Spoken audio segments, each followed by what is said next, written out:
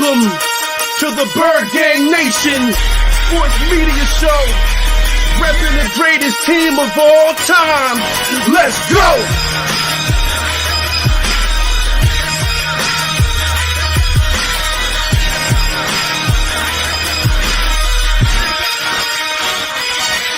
Bird Gang 31, he be the host with the most. We going deep, burning teams. They ain't nothing but toast. It's in your rest there. Sirianni put me in coach, running like Miles Sanders Hill. I bumped my head on the post. Touchdown! Yeah, that's coming. Devonta's crazy route running. Jalen hurting them, throwing lasers to REAGOR, young gunning. Come on! On the D side, we ride, sack him with Fletcher, lay him out on the stretcher. No one can protect you. Watch Darius lay him, shutting down your routes. Come on! In my green John, eating Philly cheesesteaks. Put up your cups, wings up, if you can relate. Tailgating at the link like Gangsta Stride. To the Bird Gang Nation, that's worldwide.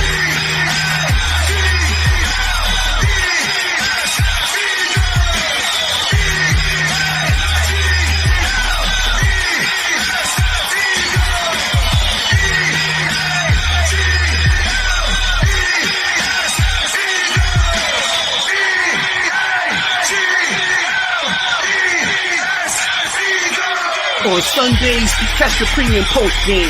Mondays is Birds on Broad Street with Philly Notion and Cool Cat, the man in motion. And Wednesdays, the midweek special got you open with JC from Eagles Talk, hitting like B-Dog, baby.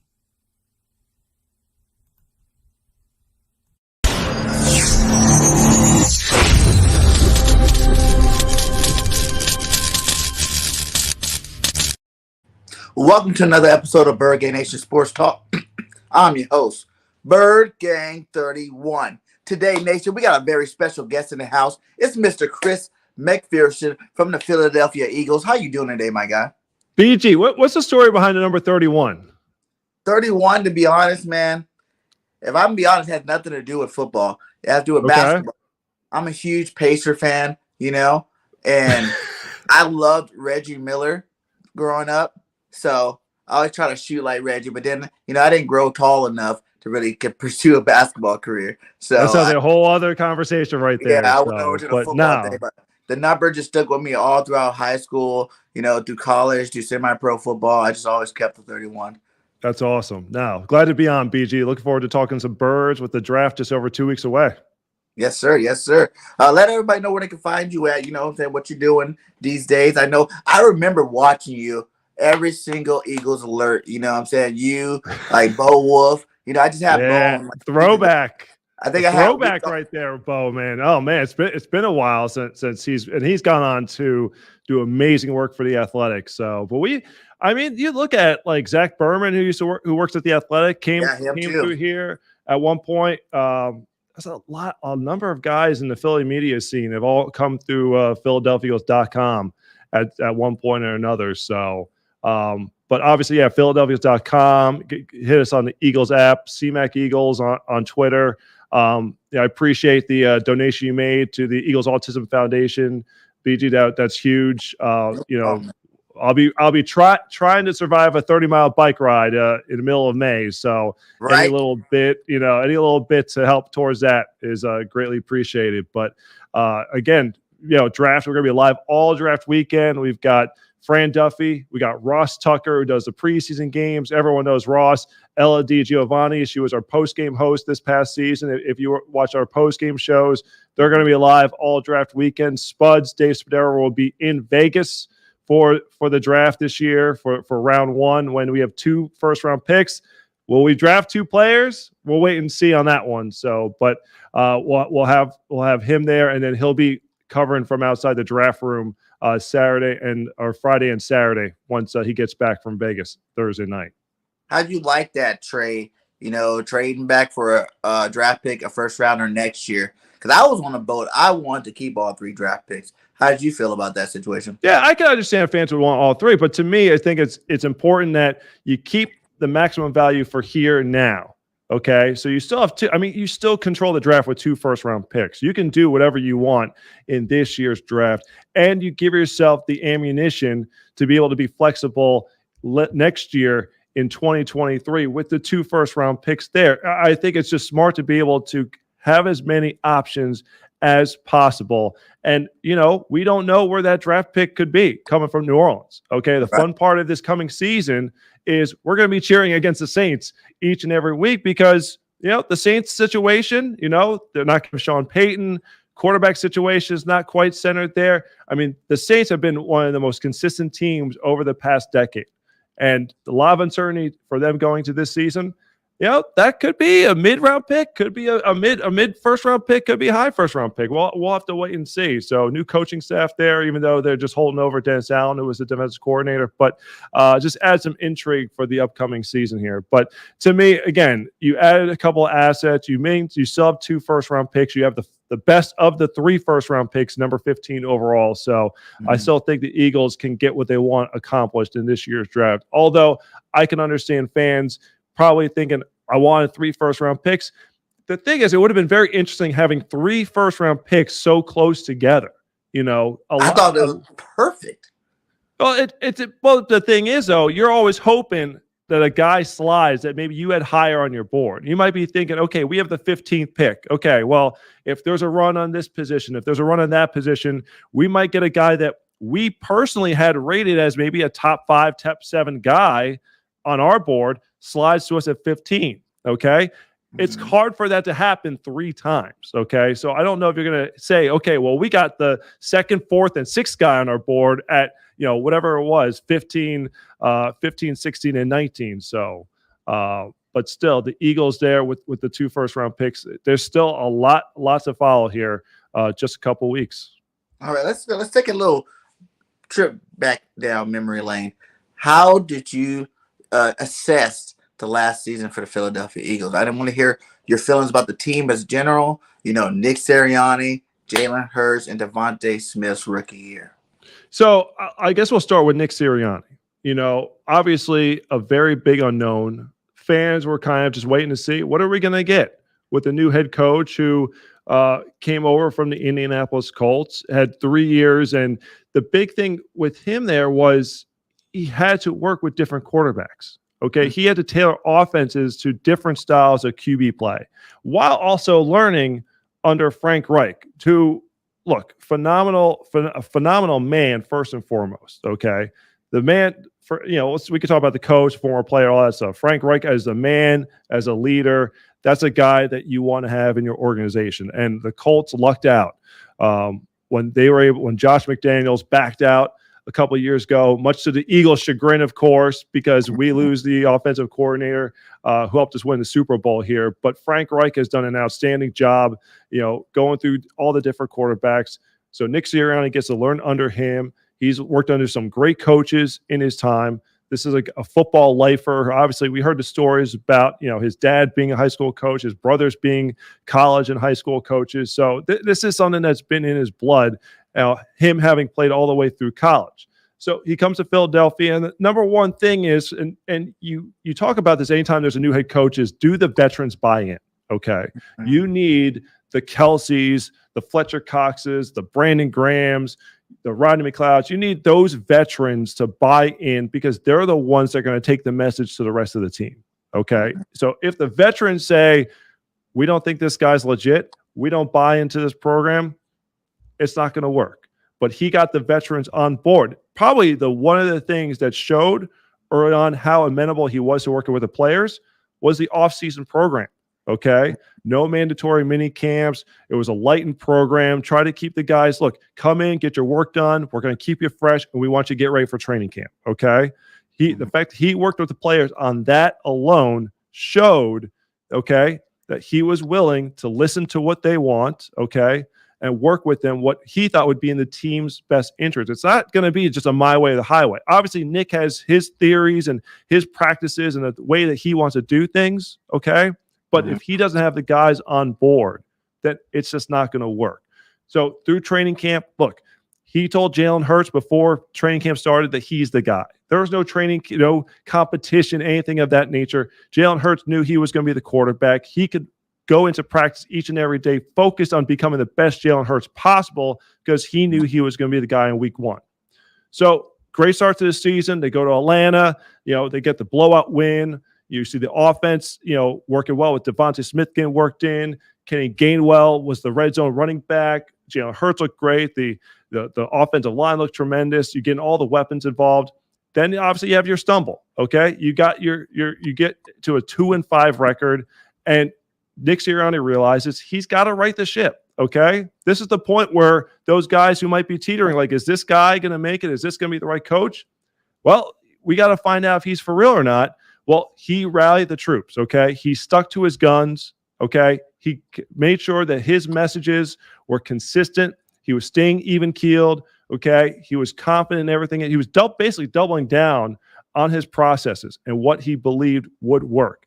And this team turned it around. Now, he realized, he looked at that offense and said, I could have the best running game in football. Okay, I've got a mobile quarterback with Jalen Hurts. I've got a bounty of running backs led by Miles Sanders, Jordan Howard, Gainwell, Boston Scott. I got, dynamic tight end and Dallas Goedert.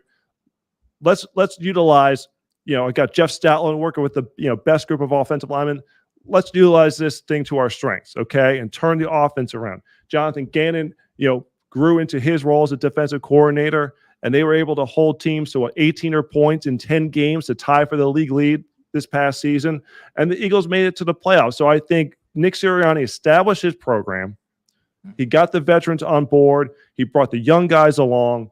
He got everything back in the right direction. Because really quickly, all of a sudden, Eagles win the Super Bowl. Okay, they make the playoffs the next couple of years, and then all of a sudden they fall to a 4-win season, 2020, and everything has to change. Okay, this Eagles team under Jeffrey Lurie, Howard Roseman, they haven't stayed down for long. Okay, you can even go back to the transition from Chip Kelly to Doug Pearson. Oh, Doug Pearson, second year, gets his team to the playoffs, wins a Super Bowl. This team is not going to be sitting around. You go back to when they transitioned from Andy Reid to Chip Kelly. Okay, 2012, it was a 4-win season. Guess what? 2013, they're in the playoffs. They win the division. So this franchise knows how to turn things around quickly, but you got to have the right man, the right coach in place. And I think Nick Sirianni showed that, and he got the program moving in the right direction heading into this 2022 campaign coming up. Yeah, I agree. What about, do you think that it's going to be a huge jump from year 1 to year 2 that we see with this offense moving forward? Now that Nick's comfortable being the guy, him and Shane got a whole year to look over tape, find out what plays worked, didn't work, what plays they want to incorporate into the next upcoming season. I'm laughing at the one question here. Everyone wants to know about REAGOR, and I know that's the title of your YouTube headline here. So, there's nothing going on that front. I think there was a report out there that, the Eagles are listening. Howard Roseman is talking with all the teams. That's how the trade with New Orleans happened. Okay, Howard Roseman is doing the homework. He's laying the groundwork for possible deals that could come down the line, draft weekend, to see what's out there. He's going to do what's in the best interest of the team. But I look at guys who have come through. We look at Brandon Graham. We talk about Brandon Graham. We talk about he's the elder statesman of not just the Philadelphia Eagles. He's the longest tenured athlete in Philadelphia, and easily, he could have been written off after his first couple of seasons. Facts. He wasn't playing at the Pro Bowl level that he was the first couple of years in the league. Now, there were some defensive adjustments, some transitions that were happening there. BG wasn't who he was right out of the gate. So to me, obviously it's been a very disappointing couple of seasons for Jalen REAGOR. The organization knows it. Okay, they obviously know what's going on there.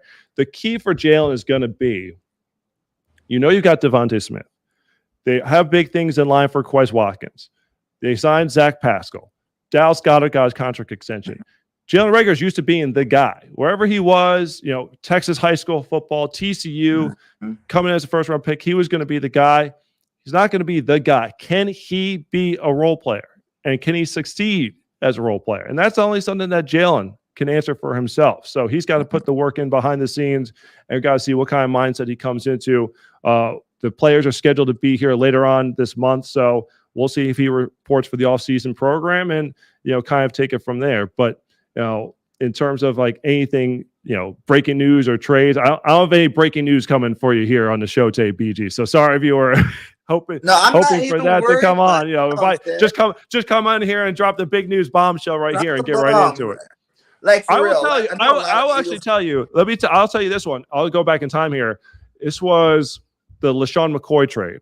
2012, no, 20. So I was like 2014, I guess it was. Yeah, 2014, the LaShawn McCoy trade. I remember I was doing a corporate event with a player, and literally everybody starts checking their phones, middle of the thing.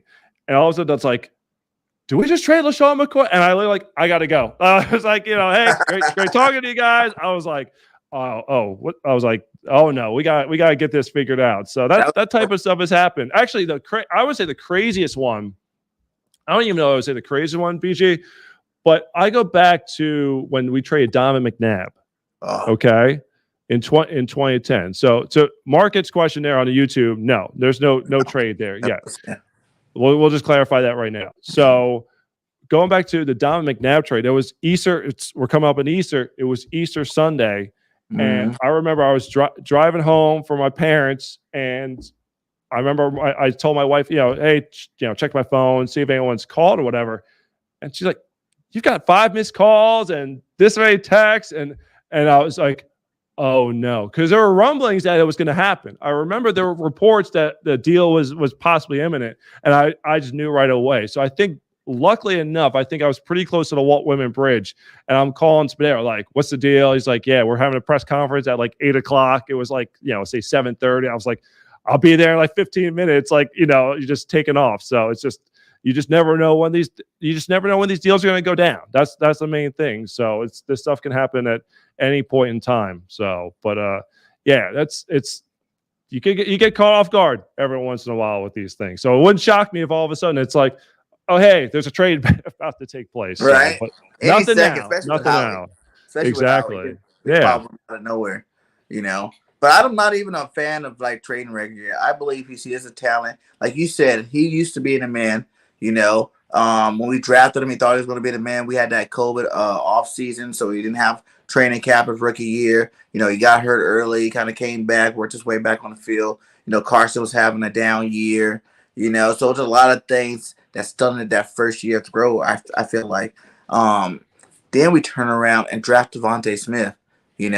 Number 1 alpha type receiver. You know what I'm saying? Coming here to be the man. And I feel like maybe he took that the wrong way. When we did it.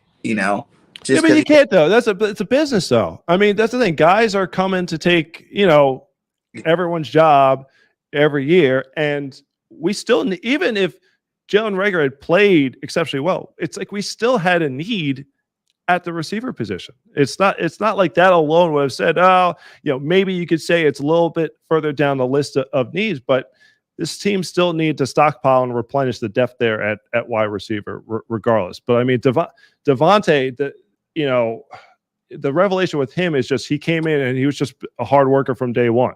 Okay, the biggest thing with him is he came in first in line when he's doing all the drills, first in line to do everything. He didn't shy away from being the top guy there, and he just has the right mental attitude where he's just going to come in, do the work. He's all about football, like no frills. Like, it took that video. I forget which game it was where it was the post-game celebration. Maybe it was Denver. Maybe it was after the Eagles beat the Broncos, where he's like dancing in the locker room and Nick Sirianni's giving the speech. That's like the first time that, like the public got to see like that side of Smitty. They got to see Smitty and not Devonta, so to speak, because Devonta's always been, real buttoned up, and he is the best dresser on the team, especially now that Rodney McLeod's gone. The suits that he wears, the fitted suits he has for every game, top notch. I was going to say, I would definitely say, especially with Rodney now gone, Devonta easily the best. Hurts is good too. I was gonna say that's look, it's not a runaway. It's not a runaway. But I was gonna say, but Devonta can pull off the hat with the suit. Ooh, that's the thing.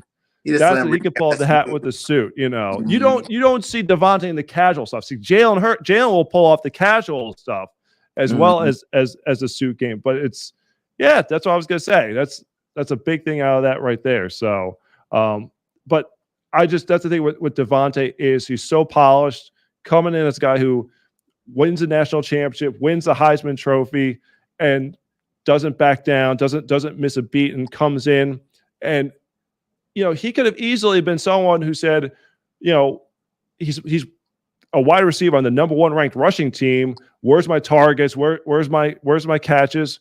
Look, he still broke the rookie receiving record held by Deshaun Jackson. Okay, the Eagles made sure that last game of the season, let's get you a couple of catches, get you out of the game. Okay, but the separation ability that he has, the speed, the awareness, the football IQ, just all across the board, I think is going to be so good to watch as we go into year 2. And I'm just excited to see what he looks like and what he's going to do coming back into his second season with the team. I hope he takes that year 1 to year 2 jump that everyone talks about.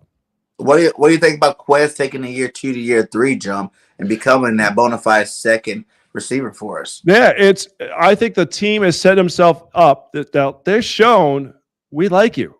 You're the guy.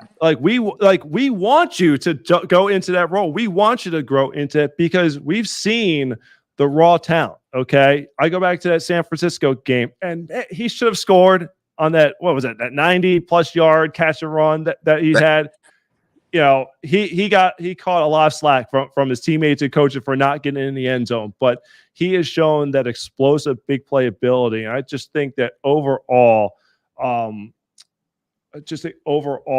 you've seen him become such a more refined player in these 2 years. He was very raw, needed to be developed. I think he's just been so refined, these last couple of years. And I think the coaches see the talent, they see the work ethic. And, again, this is a coaching staff where you have Sirianni's got a wide receiver background.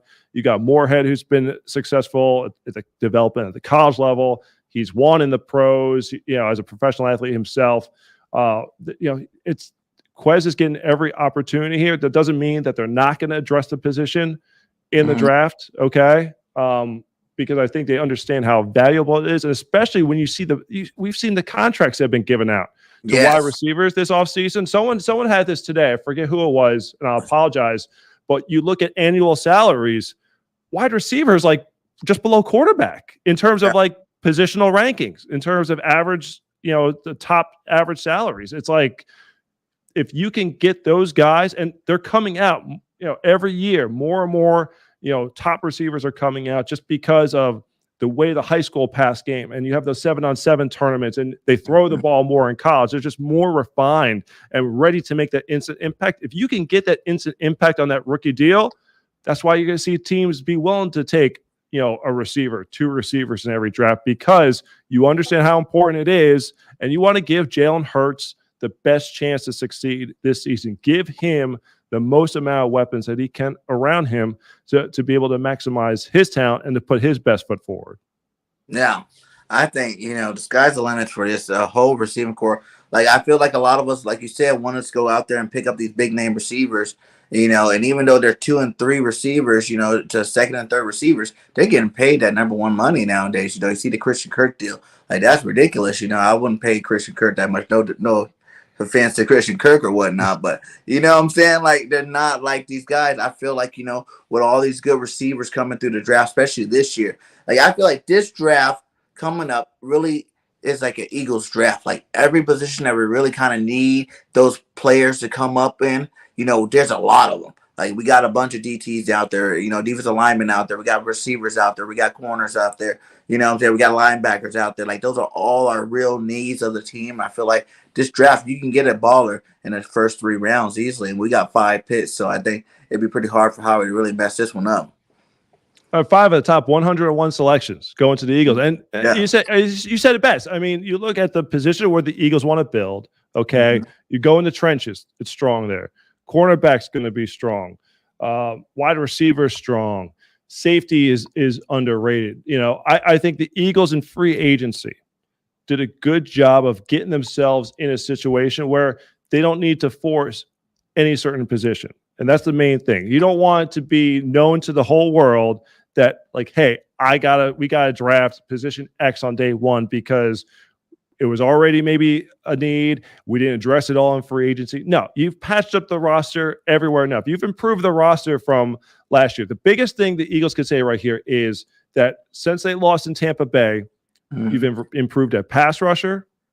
You've improved at linebacker. You've got another veteran wide receiver to the mix.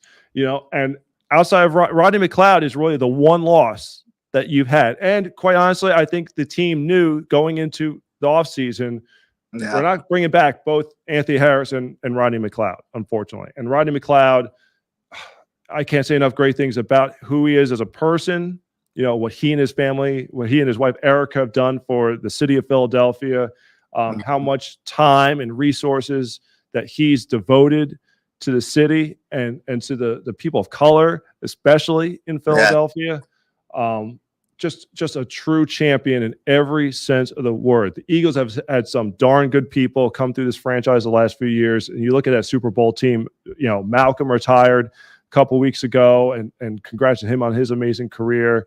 Now you have Rodney McLeod going on to the Colts. He's gonna bring that leadership ability to that franchise. So I mean, that's the one tough loss because he was just a great person to have around the building, and you knew how the young guys looked up to him. It's like Rodney learned from Malcolm, and then Rodney took that and like put his own spin on his leadership style, and it was the guy who was always willing to be the face of the team, face of the defense, face of the franchise when need be. And the young guys looked up to him and respected him and followed his lead. And he's going to be missed. He's definitely going to be missed here in Philadelphia because he's just all around a great guy. And the Eagles don't have a world championship without him. They don't got that trophy that's on the shelf. That's not the real. In case you're wondering, that's not the real one. The real one's in a case. This is a replica one that we keep in our studios here at the NovaCare complex. For when we're doing our shoots and those stuff. Replica ones in the ring. Let's get it all going on, man. Who do you think replaces them, though? You think we go draft? You think we go get Honey Badger like everybody wants us to? Come on, Honey Badger, come to Philly. I think I think at this point, my read on the situations, and this is really across the board, is let's see what happens in the draft. Okay, the Eagles there's no rush to get on any of these free agent signings. These guys who have made it through these first couple waves of free agency. I look at this as like you could go back to the Super Bowl year with Chris Long and LeGarrette Blount. Last year with Steven Nelson. Those veterans that are out there, they're not in a rush. They didn't get the deals that they wanted, okay? They're now going to say which situation is going to be the best for me. And quite honestly, they're not going to want to sign with the team, have to go through the whole offseason program. Oh, and then by the way, this team might end up drafting the guy to play your spot in the first or second round. What happens then? So the Eagles, I don't anticipate anything major coming down the pike here before the draft. I think it's you see what happens in the draft and then reassess where you're at on the roster. Because, any of these veterans might say, all right, Philly looks good. And, that's again, Eagles are having these talks to figure out what guys would want to come here. What situations are they looking for? It's like, hey, maybe right now, today on April 12th, the situation looks good. But if you go out and select a safety in the first round, we'll say there, or wide receiver, if you're talking about a veteran wide receiver or offense or whatever position, if you draft that guy high, why am I coming there? Okay, so I think all those things will just be reassessed after the draft. Most the teams at this point, you're wrapping up your top 30 visits. You're trying to, finalize the draft board, get all the medical information, psych evaluation, all the stuff you can't see on film. They're trying to get that into their databases so they can make their final draft board and then get ready for draft day. Have those conversations about possible trades that could happen on draft night. That's another reason why the Eagles get ahead of this with last year with Miami, this year with New Orleans. It's like you don't want to be on the clock saying, what are we going to do? Let's get out of the way. Let's figure out where we want to be as a team going into the draft. And then we can plan for the draft. And you can have all 100 mock drafts where it's like, okay, what's going to happen picks 1 through 14?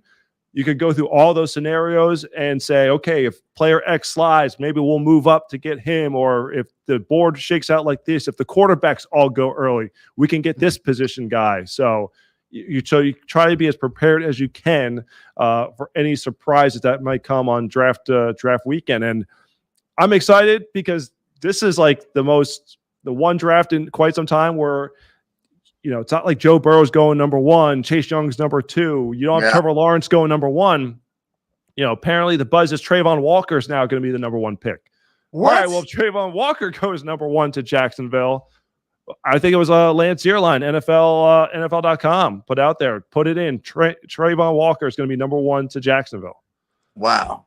All right. I would guess Aiden Hutchinson is going to Michigan or going to Detroit from Michigan at number 2. Okay, what happens now with the Texans? Does the draft start with the Texans then at number 3? So it's just gonna be fun because the fan in me who watched the draft for so many years before we got into the working for the Eagles, it's like this is the stuff you would do anyway. You would just be waiting to see how this whole thing unfolds. So and it's gonna be great. We still have tickets available for the draft party at Lincoln Financial Field. So hopefully fans, if they're looking for something to do, it's going to be a raucous environment. Whenever the Eagles make a pick, they'll all be there to celebrate together. I know in past years you would say if the Eagles make a pick because they can trade out, I think we feel pretty good. There will be a draft pick on night 1. Is it 1? Is it 2? All that type of stuff, I don't know, but I feel pretty good. We'll be welcoming someone to Philadelphia on Thursday night. Do you think Howie will pull something out of his hat? We end up still having 3 first-round picks. It's all possible. I mean, it's hard to get a 3rd first-round pick. I feel like you already had that situation. But we'll see. I mean, I'm not gonna say that how he did last year. I'm not gonna limit Howie on this. I'm not gonna limit Howie, 10, but he moves back. And then he gets another first round, then moves back up to, that's what I mean. He can do it. That's what I mean. It's all about how does the board shake out. Okay, that's the thing is you got to figure out how does the board go. And people ask like, oh, well, who do you want the Eagles pick at 15? Well, I don't know who's going to be there at 15. And that's the thing. And I don't obviously not going to know who the Eagles have ranked high to be like, okay, if player X starts sliding to 7, 8, 9, like like Devonta Smith. If you think Devonta Smith or Devonta Smith is not going to make it past number 10, go get that guy. And that's a guy you want and it's worth the price. You go get him in that instance. And that's the other thing that Howie is, I think, underrated at is reading where the market is going to be, where the guys are going to go. I think he has a very good sense of figuring out, okay, if we want this guy, this is probably where it's, if we don't expect him to fall at 15. So if he gets to 11, what would we need to do to go up and get him? Is there a chance he could fall there? So, and there's surprise again, there could be surprises. There's going to be, I'm sure, some sort of surprise, and there always is a surprise. But I think one of the things Howie's very good at is sussing out the market value to figure out, okay, if I'm going to want a certain guy, this is the range I'm going to need to go in order to get him. Or we can sit at 15. I'm sure that had to be a reason why in those negotiations with New Orleans, I'm sure New Orleans probably said, we want 15. And, Howie's like, no. Not that one. No, yeah. We can work with the others. We'll work with the others. You ain't getting 15 from us, okay? So that thinking how he's been doing. He gets a lot of slack from us Eagle fans, from the misses, but there's a lot of misses. From the misses. Everybody get missed, players, like people act like I thought you said from his misses. I was like, no. But yeah. A lot of teams miss, even DK went to second round, so that means all 32 teams missed on him the first time around. You know what I'm saying? Like just things that like people really gripe on Howie about. And I feel like, he's always done 3 things good. The money, trades, and then free agency. It was the draft that we're kind of suspect with him about.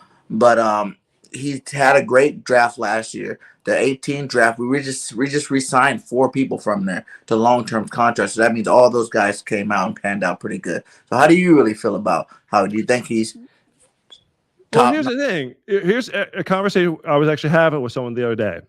Let's just take Jalen Hurts by himself and his draft selection, 2020. If you did a redraft of the 2020 draft, and you could look it up and you can look at the names on that board, there's guys who are out of the league already. Like, we're talking about we're talking about guys who just finished their second year in the NFL. And first round picks are the guys that you invest all this time in and research and resources and trying to get that right. And guys who are out of the league, not even like role players for your team. Guys have changed positions. Guys who have been CJ Henderson, Jacksonville traded. Yeah, like, that's crazy. You know, like, so because someone just said, said if Jalen Hurts were to go, if there was a redraft, where would Jalen Hurts go? It's like clearly he would be a first round pick at this point. You know, so again, I think you're not going to bat thousands. I think that's why when you have 10 picks, it's important to have as many lottery tickets as possible. But it's not just the fact that he got 10 picks. He's accumulated 5 in the first 3 rounds, 5 in the first 101 selections. Because if you have 10 picks, but 7 of the picks are rounds 5, 6, and 7, odds aren't great. Like, guys will, you want to try to get your hits, and guys will come through, but it's the odds just aren't as good. I mean, a first round pick is a 50-50 proposition. The biggest thing with Howie, and I hope we're going to get to hear from him about he usually does a pre-draft press conference. It'll probably be like a week or so. What changed in the process last year? Because that's something that they seem to indicate, was that something about the process changed last year, that they learned from 2020, that applied to 2021. And that's why you see Devonta looks like he's going to be hit. Landon Dickerson's a starter. Milton Williams, there's Milton Williams looks like he's going to be a freaking steal. Kenny Gainwell is a guy who is great value in the middle rounds. You got, depth guys, Tyrann and Patrick Johnson, guys who are going to contribute for you. But I mean, all 10 draft picks, made the team or played at some point in the season. I think in all 20 players, there were 20 rookies or first year players who suited up for the Eagles this year. I mean, the fact that the Eagles were able to develop the youth and the talent while being competitive, while making playoffs, is so extremely important, because you're going to have your guys that you pay top of the market. You're going to have the guys who get the contract extensions, the guys who, the Dallas Goddards who are going to make the money. Then you're going to need, and this is why the Rams were very successful. The key to the Rams' success, as much as it was nailing those trades, using those first round picks and getting the Matthew Staffords and the Von Millers and, all the guys to put around the centerpiece of Aaron Donald they already had in place. But if they didn't hit consistently on those late round picks that they had, they were able to hit those picks, and those guys contributed. That was insanely huge, because you're paying so much for the very top part of the roster. You're not just with the cap, but also with the draft capital used to get them. So you're paying all that for them. And then you got to make sure that those rookies, those cheaper contracts, that those guys are not just able to play, but give you significant contributions to the offense and defense. Yeah. If you're GM, what do you think? What would you do with the 15-18 spot? Like, would you stay put? Would you try to move up and get one of these top 10 type guys? Because I feel like the whole first round got some really good, talented players. Yeah, offense, defense. My whole thing is I am trying to push the value of the quarterbacks up as much as possible the next 2 weeks, so that Detroit, even though it doesn't seem like they're going to take one at 2, Detroit takes a quarterback. My whole thing at the end of the day is get Carolina, get Atlanta, get those teams that are thinking quarterback to take a quarterback, so that these other position guys could slide to where the Eagles are at. I think a lot of it just depends on how the draft board shakes out, because there's going to be guys you can name the position. It's like you could go defensive line, pass rush, offensive line, wide. Like, there's guys at each of these positions that if they're sitting there 15, I'm happy. I'm pumped for, and I'm excited to see them in Midnight Green, and in 2 years Kelly Green playing for this football team. So those making your top 5. Like, who's your top 5 college prospects that if we can get one of these or 2 of these top 5 players? Yeah, I think the top five is gonna be tough though. I mean, I don't know if you're gonna be trained all the way because I think because Peter Schrager, I don't know if this was earlier today on Good Morning Football. Peter Schrager threw out like, oh, well, what if the Eagles traded? And I think this helped spark more of the REAGOR stuff. It was like, what if you trade 15, 18 and REAGOR to move up to number 3? Well, it's like, that's, quite a lot of capital because I want to see 2 first-round picks come into the building. If I could see you obviously trading, one of the first and, maybe the mid-round pick to move up or something like that if there's a guy you feel strongly about. But, to move all the way up, I mean, you have to think about what are the positions that the Eagles are going to value so highly that, it is pretty much you're looking at, like edge rusher.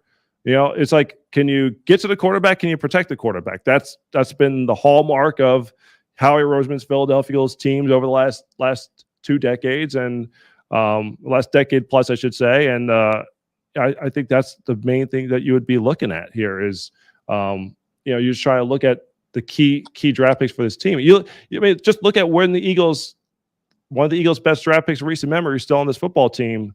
You go back to Lane Johnson, who was number 4 overall. Okay. And it's funny because this draft is like sort of like similar where it's like, okay, the court, it was offensive line, because it was Fisher, Jokel, and then it was the edge rusher who went to Miami, who never panned out. He came from Oregon, Deion Jordan. With the top 3 picks, and then Lane Johnson. But that's the thing is, Jeff Stoutland was like banging the table for Lane Johnson. It's like, if we're going offensive line, get me Lane. That's the guy that I want here. And the Eagles have a guy who is going to be in contention for the Hall of Fame, when all is said and done. And he's someone who helped redefine the position because people didn't necessarily think of right tackle as like so important. I mean, quite honestly, it's interesting. It's sort of, we've seen this with Kelsey, where guys have been drafted to take Kelsey's spot. Kelsey just keeps playing at all pro level and, no one's able to take his spot. Jason Peters was a left tackle. Lane Johnson was supposed to be the future left tackle. Right. Jason Peters kept making all pros. It's like, well, what are we gonna do? Well, put him on the right side. Now you realize that right tackle, if you have a weak right tackle, that's not going to get the job done. You need to have someone at the right tackle spot because otherwise, if it's just your best pass rusher is going to be on the one side, we'll just move them over to the other. And then just like that, okay, you're going to be able to get to the quarterback. It's highlighted how important it is to have not just a quality left tackle, because typically that is the quarterback's blind side, but you got to have the right tackle shored up as well there. So, but no, this is going to be such a fun draft just because I can't wait to see who the Eagles end up with and where these guys go. Again, I mentioned Trayvon Walker going number 1, and you're like in disbelief at like, how's Trayvon Walker how's he gonna be the number 1 pick? I'm like, that's could be it. He could be it. So I will say this, guys. That's why I say, like, I wouldn't even make the move to try to move up anywhere, because if you really look at the positions we need, like, there are some that's going to go top 5, top 10 for sure, but the ones that are going to be there at 15 and 18 are just as good as these guys. Like, you're really picking and choosing. Like, I can totally see if you got like a DN or whatnot, and say Walker goes first pick overall, then you get Thibodeau's Hutchinson, and then we end up picking like a Jermaine Johnson, you know what I'm saying, like a guy like that, and he ended up being the best one out of all of them. It's like, that's how close I feel like they all are in terms of, like, you really could just sit tight, let whoever's going to come fall to you, and then make 2 good selections, to add to this team, and you probably get 2 starters, starter caliber type players. And that's the thing. I think when you go back to last year's draft class, you look about what Howie said at the combine. We're looking for guys to play. The guys that again need to come in and be ready to play. This isn't the Andy Reid teams where you draft. I go back to the 2002 draft with Lito and Sheldon, and it's like you basically could like shelve them for a year and be like, you get your redshirt freshman year. We need guys that are going to play right away. we need you to get in there day one. And, if you're not a key player on offense or defense, you better be helping on special teams, but we really want you to get on offense and defense as soon as possible to make a contribution. I think largely because it goes back to, you get these guys on that rookie contract for such a short amount of time before you got to make the decision if they're going to be a long-term answer. You want to maximize that value. So you make sure that you want to get in there and not, and guys, look, Devonta was able to come in and be productive year one. Jalen REAGOR was not. It's not always going to be the case. Some guys are not going to have that outstanding first year. You just want to see that growth and development from the guys who get to come on here. So, that's why this time of year is just so exciting. Because again, and I feel like, again, there's just so much unknown. Now, we're 2+ weeks out. Maybe a week from now, we'll know that Travon Walker goes 1, Hutchinson goes 2, Kyle Hamilton goes 3, or just go, all of a sudden guys start getting plucked off the board and we realize, all right, maybe we will know who the Eagles are going to have a chance to get at 15, or if they're going to need to move up if they want to get a certain guy. So do you think we break the mold and get a linebacker first round? That's possible. I don't, to me, I don't think it's ever been. Now, I think there's a couple ways to think about this too. Because when you talk about linebacker, are you talking the TJ Edwards, Kaiser White off-ball linebacker? Are you talking about the Hassan Reddick pass rush linebacker? The Kaiser White. Yeah, and I knew that's where you're going. I know that's where you're going with it. I'm just setting the stage here because we could draft, if we draft Hassan Reddick, let's say Hassan Reddick 2 or whatever, that's a linebacker, but technically it's not the linebacker that you're thinking of. I don't think it's out of the realm. Let me say this. I certainly think it's a possibility. And I think there have been guys in recent years that if they were there at the Eagles spot, the Eagles would have taken. They would have pulled the trigger and taken a linebacker.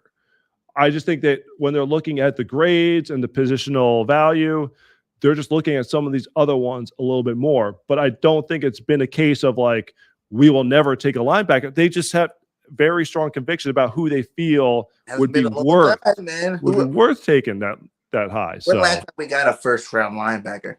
It's Jerry Robinson, 19. It's the same trivia question every year, 1980, 1981, or what have you there. So, no, I think they realized by signing Kaiser White, they got to invest. You need some long-term answer. That's the thing is, if you look at the linebacker group, okay, you could go out there, on Sunday and have Reddick, Edwards, and Kaiser White start for you. Yeah. White's a 1-year guy. Edwards is a 1-year extension. You need to figure out a long-term answer. And, maybe White comes in, plays well. He can be that guy. Edwards can continue his growth and be there.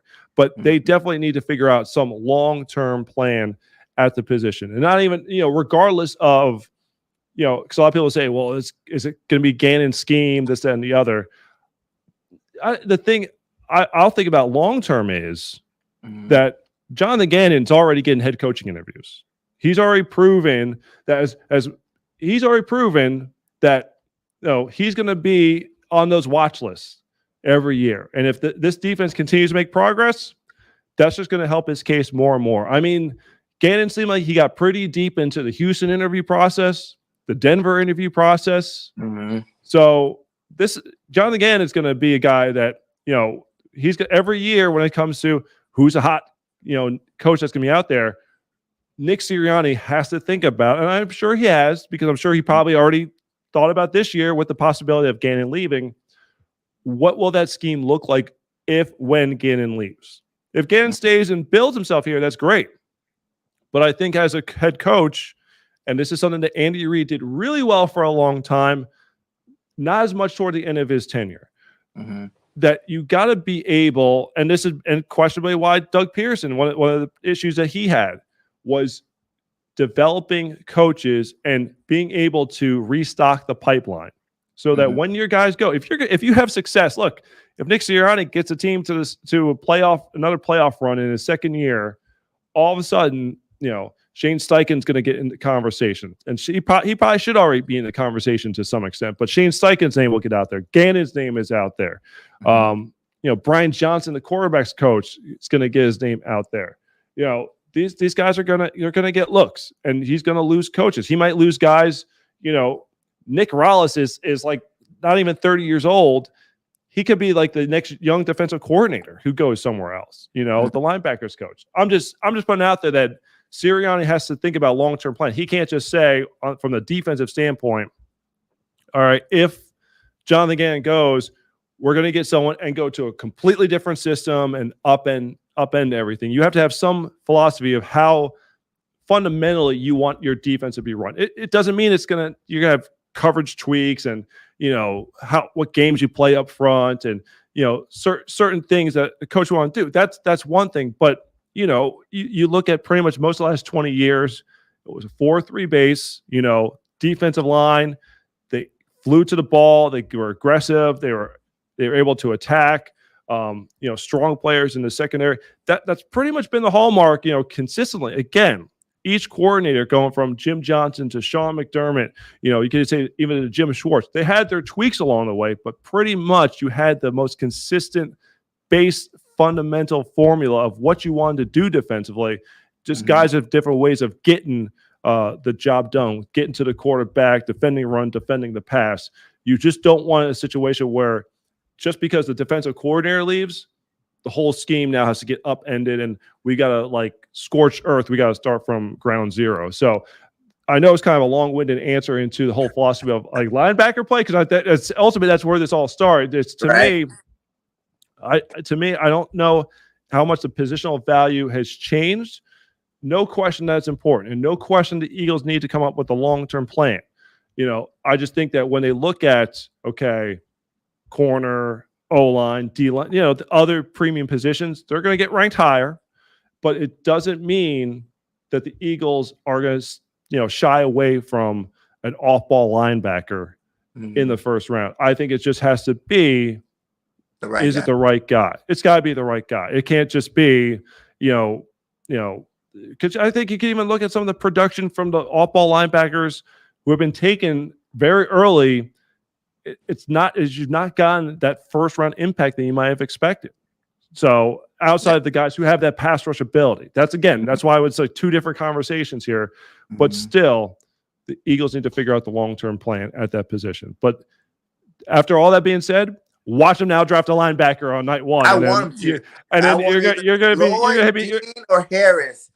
Give me one of them three. You're gonna hit my DMs by. I told you they were going linebacker. Told you all that about linebackers. They finally did it. So and another thing too that might not be common too. Do you think they would go 3 years in a row of drafting a receiver first round to help? It's possible. I mean, look, I don't think it should be. You think it needs to be one of these big body receivers? Because half of us are like, hey, I want a big body receivers or Drake London, the Bergs, those type of guys, and then the other ones are. We can do anything as long as you just got a talented receiver.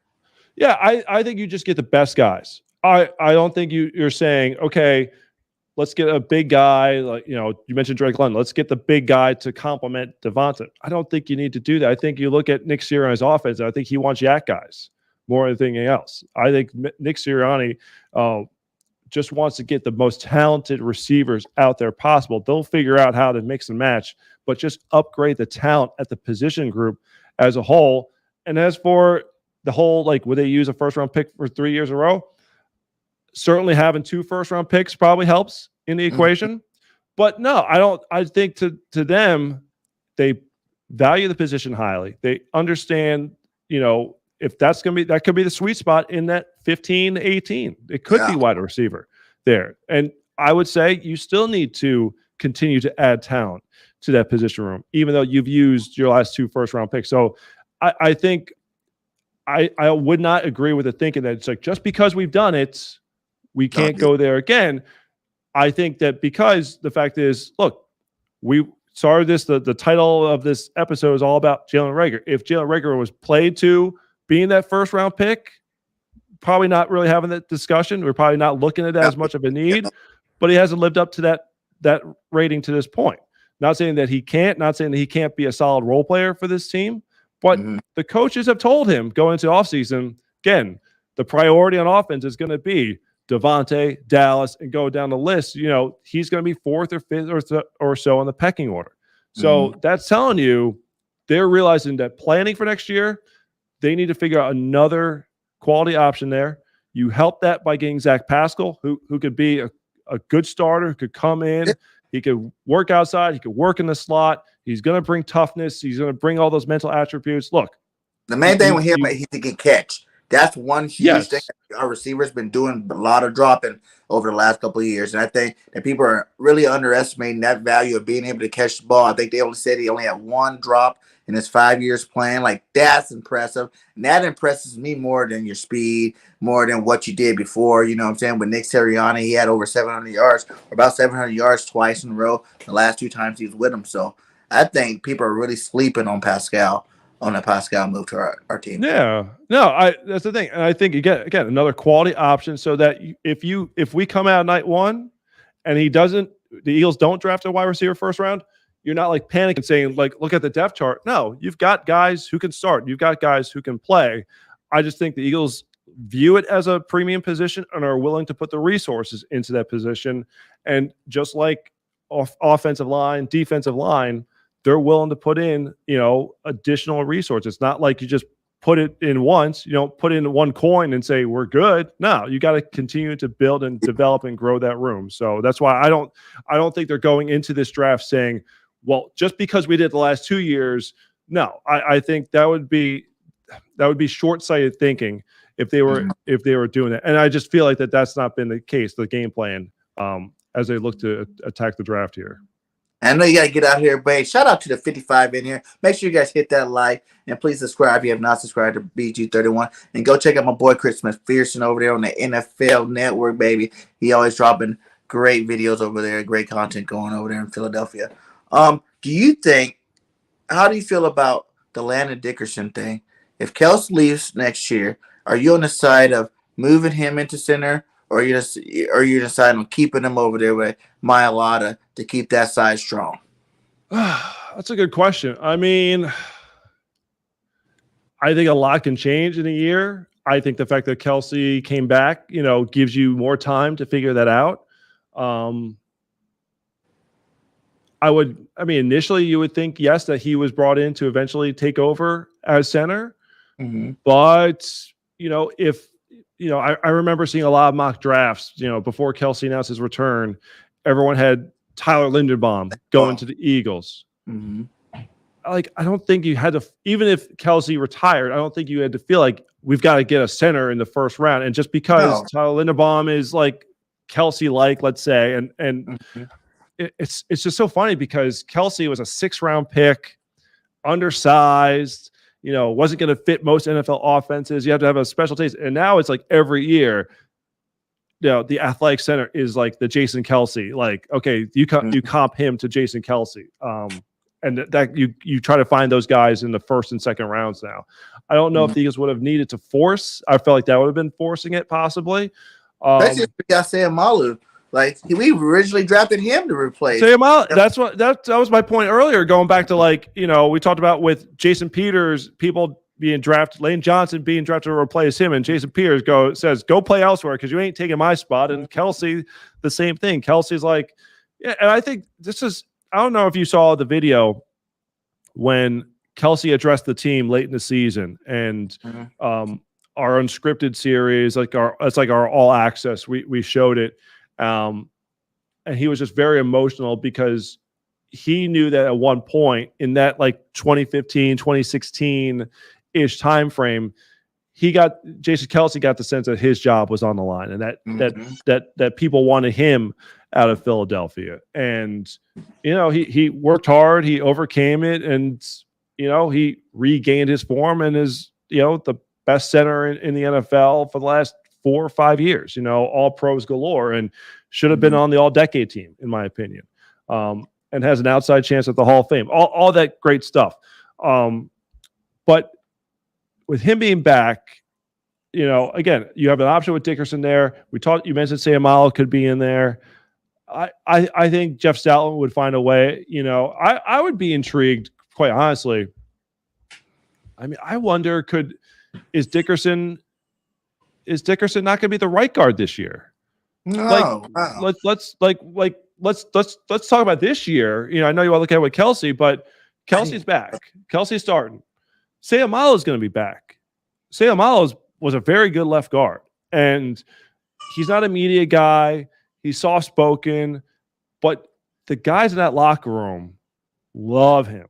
And from a football standpoint, a toughness standpoint, like they are all about Isaac Seumalo. Isaac Seumalo, to me, maybe he's your left guard next to Mailata.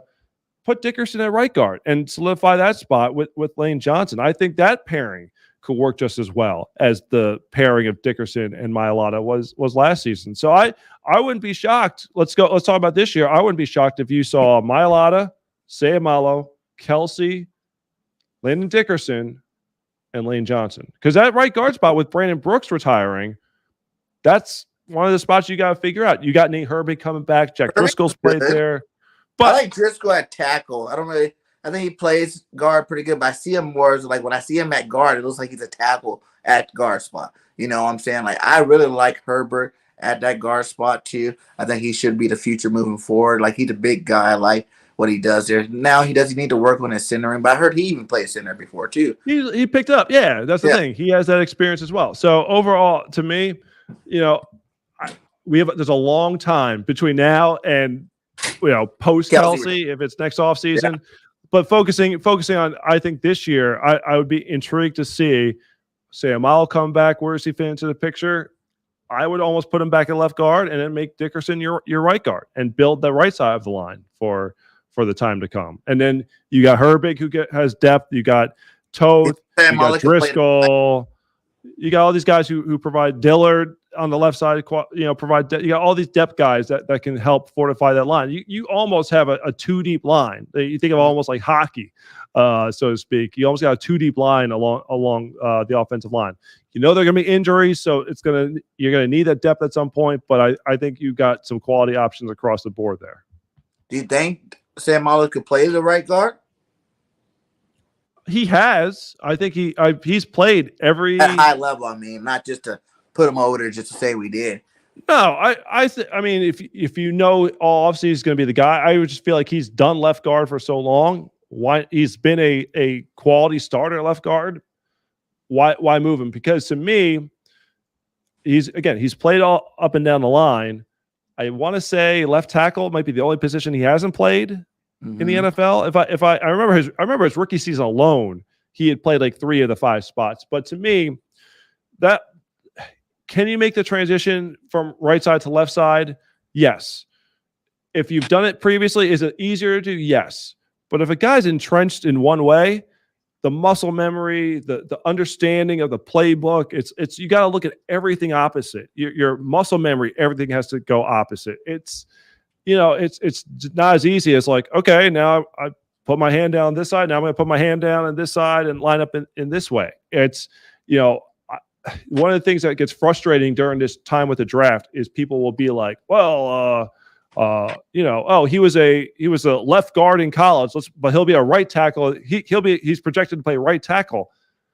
Unless he's done it, it's obviously, it's just not that easy. It's not as easy as everyone makes it out to be. So for me, I certainly think that Seumalo could play be a quality option at right guard. But I would I would look at him here at left guard and keep him there.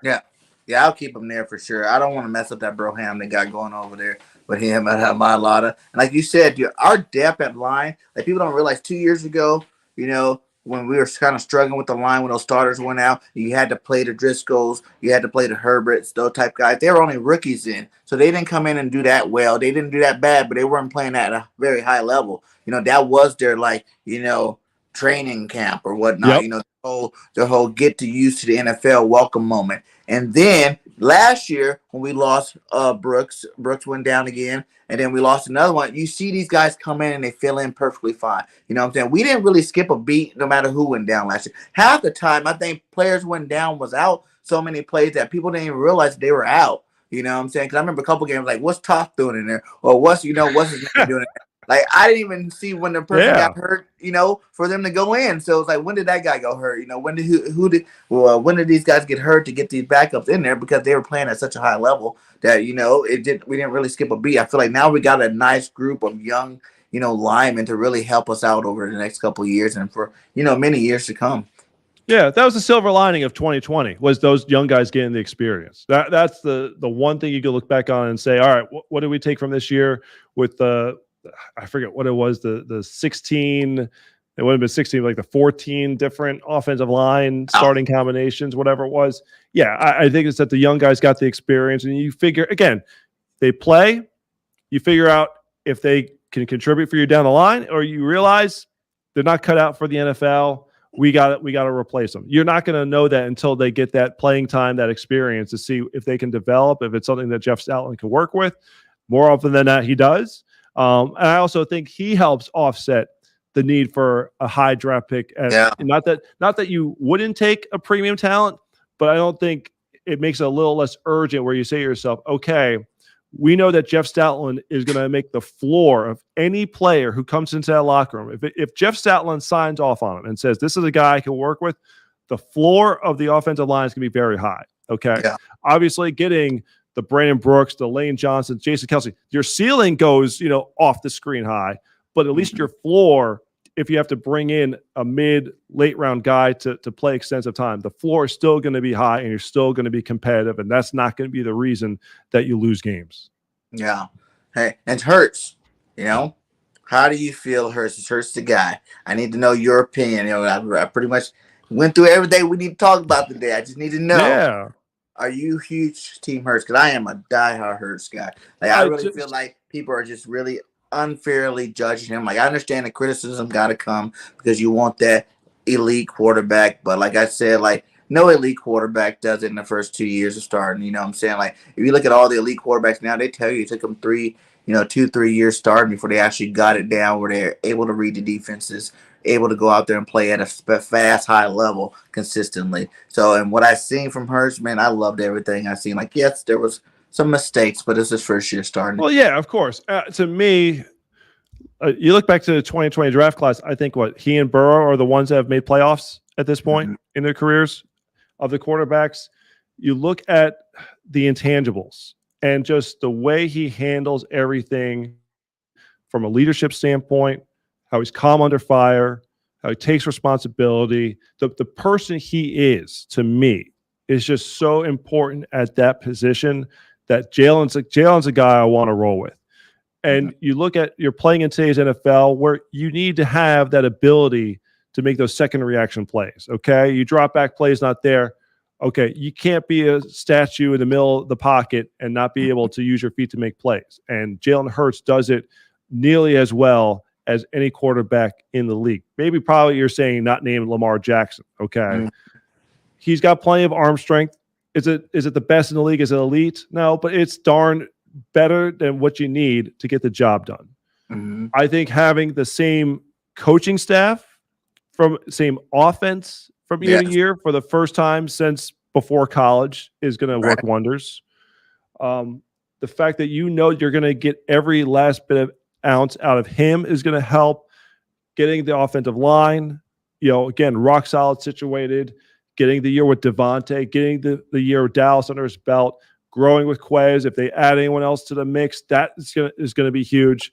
I just think that there's still room for him to develop and grow. And the fact that you've already got a quarterback who can handle the city of Philadelphia, that can lead this team to the playoffs, the fact that you've got that as your baseline and you can still grow from that, and you still are going into, only his third year in the league, and he's a young quarterback. He wasn't, he's 23, going to be 24 years old. Yeah, I just think there's still so much promise for him. The other thing I would say is this: if Jalen Hurts had the rookie season, his first year as a starter that he had, and was a top 10 pick, we talked about the redraft. Okay, so what if he actually did go in the top 20 picks? Most people would be like, he's set up for success. Oh, he's on the right path. It's because the fact that he was drafted in the second round that there's already that, well, maybe he's not the guy because he was only, if he was really the guy, someone would draft him in the first round. Okay. And a large majority of quarterbacks are the top quarterbacks are taking the first round. Yes. But you look at go through the top quarterbacks in the game today. Yeah. A lot of them will be guys who were taken mid-first, second round, third round. Like it's not every guy had to be the number one pick. Okay. Facts. Okay. Understand. Yeah, people are going to say, look at the Super Bowl. Stafford was number one and Burrow was number one. Yeah. Look, trust me. If a guy is that good, it happens. Okay. But, you can even forget the Tom Brady's. Lamar Jackson was the last pick of the first round. Mahomes went the middle of his round. Josh Allen was the middle of his round. Like all these guys had some kind of question marks that they weren't the bona fide number one guy in their respective draft classes. Okay. If Jalen Hurts had at least, Derek Carr is a second round quarterback comes to mind. If Jalen Hurts had been a mid first round quarterback, I just feel like the conversation would be so much different about. There wouldn't be like, well, they use a second round pick. That means it's not. No, they're doing everything they can to build around him. They've told him he's the guy. Like the Eagles have done everything they can to basically be like, look, Jalen Hurts is our quarterback this year. Okay. He's the guy. Now it's up to Jalen to take this opportunity and run with it. That's all he can do. And I think he did that last year. I think he showed the franchise what they needed. This at the end of the season, it wasn't like, well, maybe he's a quarterback. We're going to bring in competition. No, they're like, he's the guy. Okay. Yeah. Russell was the big one. I forget there. Thank you, Philly. Appreciate that. So to me, I think Jalen Hurts is in a great situation. The guys in the locker room, the guys in the front office, they all love him, respect him, adore him. It's now just time for him to take that next step. Okay. They're going to build pieces. They're going to add weapons, more weapons around him. It's all on him at this point. Okay. It's rare. Look, the other thing you could say is he was drafted in a situation where he came in with a franchise quarterback where that guy doesn't usually get the opportunity to become the starter.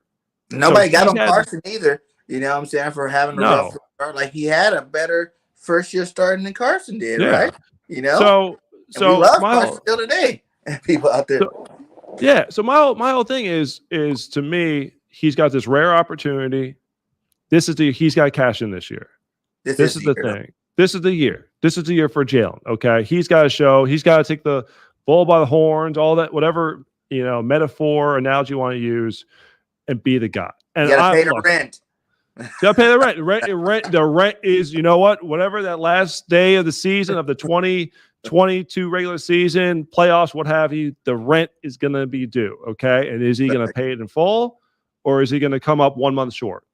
That's what we're going to find out. But from the character standpoint, the playmaking style, the intangibles, the makeup of who he is, I want this guy to succeed.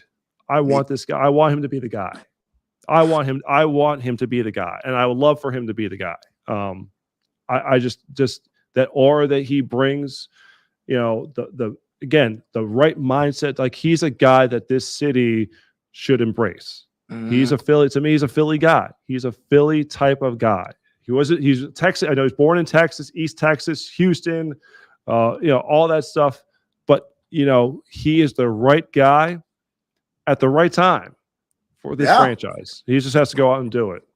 Yeah, man. The sky's the limit for him. I see Jalen Hurts. If he could just, like you said, make that jump from year 1 to year 2 starting, being in the same system. I think that's another big thing people don't realize.